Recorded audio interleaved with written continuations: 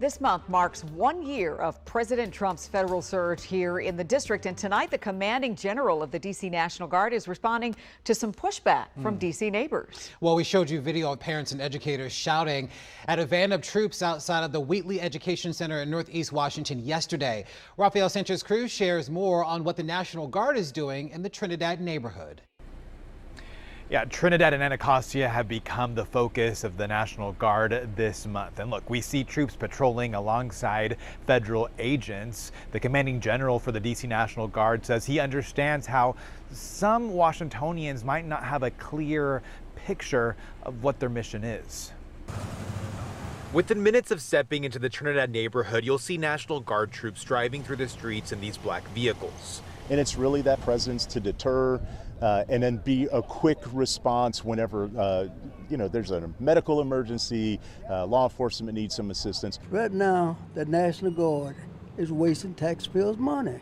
They're riding up and down Trinidad. But at the same time, 90-year-old John Robinson says he has seen some improvement since troops and federal agents have been stationed at nearby Starburst Plaza.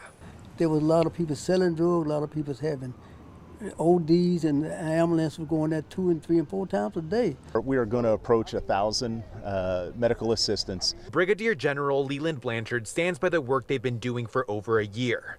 But as the interim commanding general of the D.C. National Guard, he understands not all Washingtonians are on board with their presence. The overwhelming support while you're there and being immersed with the community has been very positive, which is shocking because you'd think otherwise. Tyler Smithgall is with the Arkansas National Guard. We are changing the perception of what it is to be a soldier. He's been deployed in D.C. for a couple of months. We want people to go on and carry on with their day-to-day lives, but at the same time, we want to be able to make sure that those that want to do harm aren't doing harm.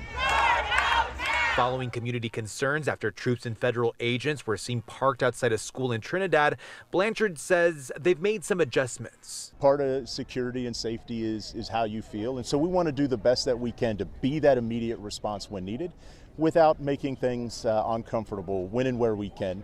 Now, that doesn't mean that we won't be out there, but maybe a little bit less visible at times. The troops we spoke to today say they invite D.C. residents to come up to them and ask questions. President Donald Trump has extended the deployment of the National Guard here in D.C. through January 2029. In Trinidad, Rafael Sanchez-Cruz, WUSA 9.